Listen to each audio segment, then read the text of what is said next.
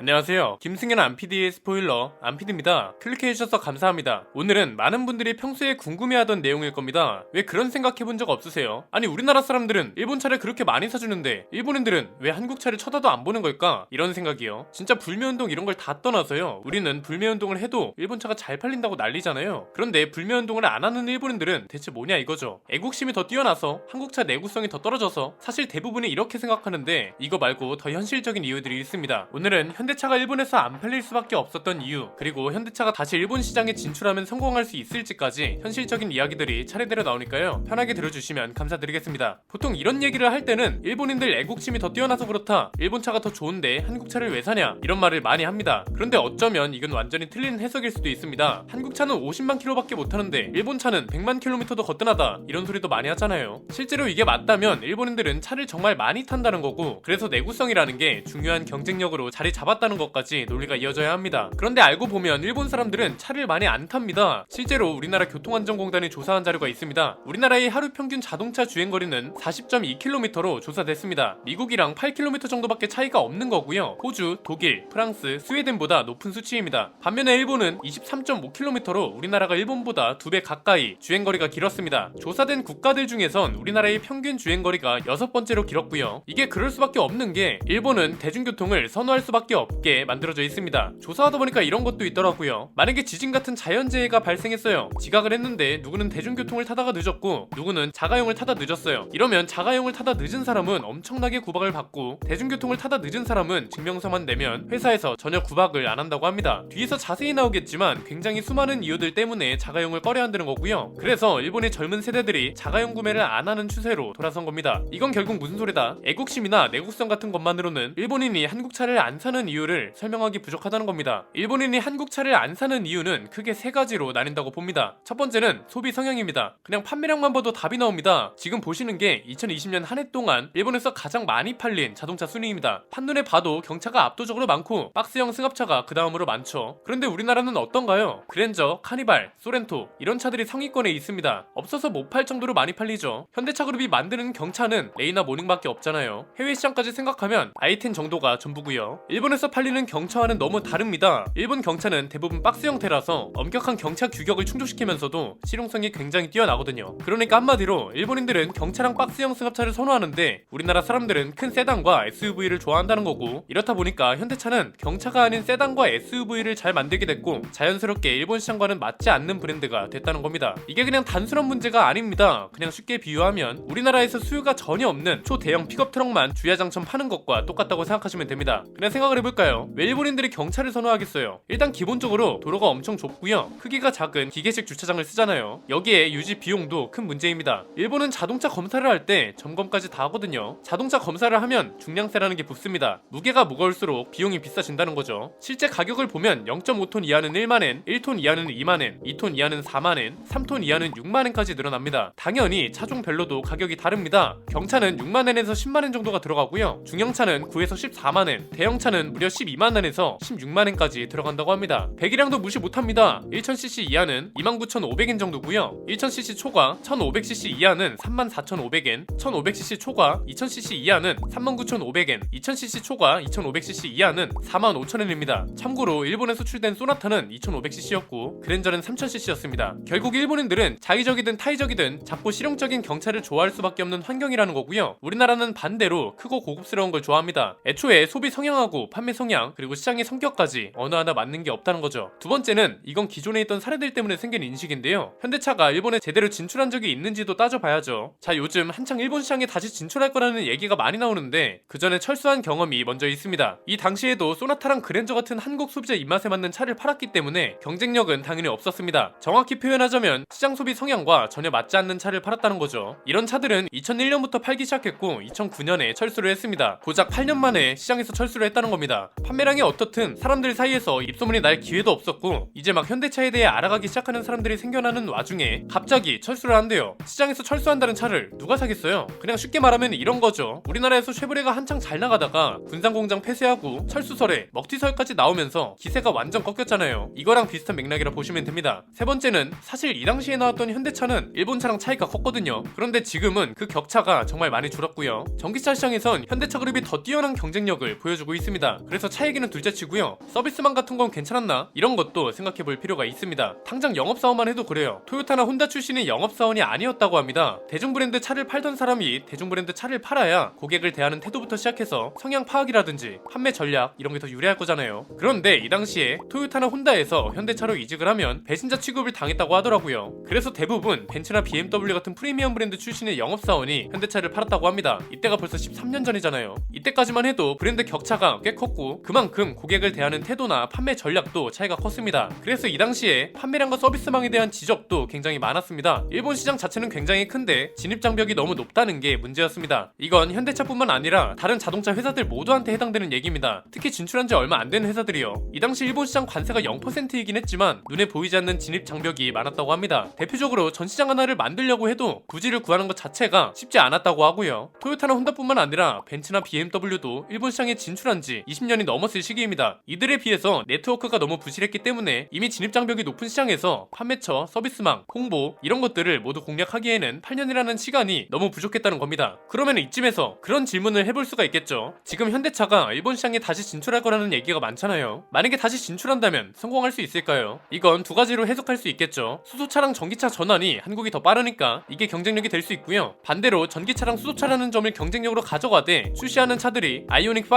EV6 같은 큰 차들밖에 없어요. 이렇게 되면 10년 전하고 똑같은 결과가 나오지 않을까요? 차가 별로라서가 아니라 애초에 소비 성향하고 판매 성향이 맞지 않고 시장 성격도 다르기 때문에 성공할 수 있는 가능성을 찾을 수조차 없다는 거죠. 현대차는 오히려 미국 시장이 맞춰져 있죠. 크기도 크고 고백이랑 엔진도 있고 반대로 아예 전기차까지 있다 보니까 오히려 미국 시장에서 일본차 밀어내기에 집중하는 게 나을 수도 있지 않을까 합니다. 일본에서는 사실 잘 모르겠네요. 만약에 일본 시장에 제대로 진출하고 싶다면 오늘 말씀드린 내용 있죠. 경차를 기본 베이스로 무게, 배기량, 차체 크기 이런 걸 일본 시장에 최적화해야 할 겁니다. 아예 일본 시장 전용차를 개발하지 않는 이상 시장을 파고들기가 매우 힘들다는 거죠. 그래서 저는 이런 생각도 듭니다. 현대차가 일본에 진출하면 성공할까? 이게 아니라 현대차가 굳이 일본 시장에 진출해야 할까? 이렇게 질문이 바뀌어야 한다고 봅니다. 굳이 필요 없다면 이미 진출해 있는 시장 전략을 더 고도화하는 게 맞지 않을까요? 오늘 내용을 정리해보겠습니다. 일본인들이 한국 차를 안 사는 이유는 단순히 애국심과 차량의 내구성 차이만으로 설명하기는 어렵다. 기본적으로 일본인들의 소비 성향과 한국 자동차 브랜드의 판매 성향 그리고 일본의 자동차 구매 및 유지 환경 등 어느 하나 현대차와 맞는 게 없었다. 제일 대표적인 게 일본인들은 경차를 선호하고 실제로도 경차를 많이 사는데 현대차는 일본차 같은 경차를 만들지 않는다. 단순히 크기만 작아야 하는 게 아니고 배기량, 무게 등 신경 써야 할 게 많다. 길이 좁고 작은 기계식 주차장을 쓴다는 점이 소비자 입장에선 크다. 추가적으로 일본에서는 무게, 배기량, 차 종류에 따라 유지비 차이가 심하기 때문에 유지 환경과 유지비를 모두 생각한다면 큰 차를 살 이유가 전혀 없다. 이러한 상황에 시장과 전혀 맞지 않는 소나타와 그랜저를 주력 모델로 밀고 나갔으니 일본 시장에서 성공할 리가 당연히 없었다. 최근에 일본 시장에 다시 진출한다는 이야기가 나오고 있는데 전기차와 수소차 전환이 빠르다는 강점이 있어서 이게 경쟁력이 될 수도 있지만 일본 시장에 최적화된 경차가 아닌 이상 성공을 바라기는 힘들어 보인다. 차라리 이미 진출해 있는 미국 시장 같은 곳을 더 고도화하는 게 낫다. 이렇게 정리할 수 있겠습니다. 오늘 내용은 여기까지입니다. 앞으로 이런 자동차와 관련된 사회적인 이야기도 가장 유익하게 스포일러 해드릴 예정이니까요. 구독과 좋아요, 알림 설정을 통해 가장 빠르게 받아보셨으면 좋겠습니다. 안PD의 자동차 백과 일본인들이 한국 차를 안 사는 이유 편이었습니다. 감사합니다.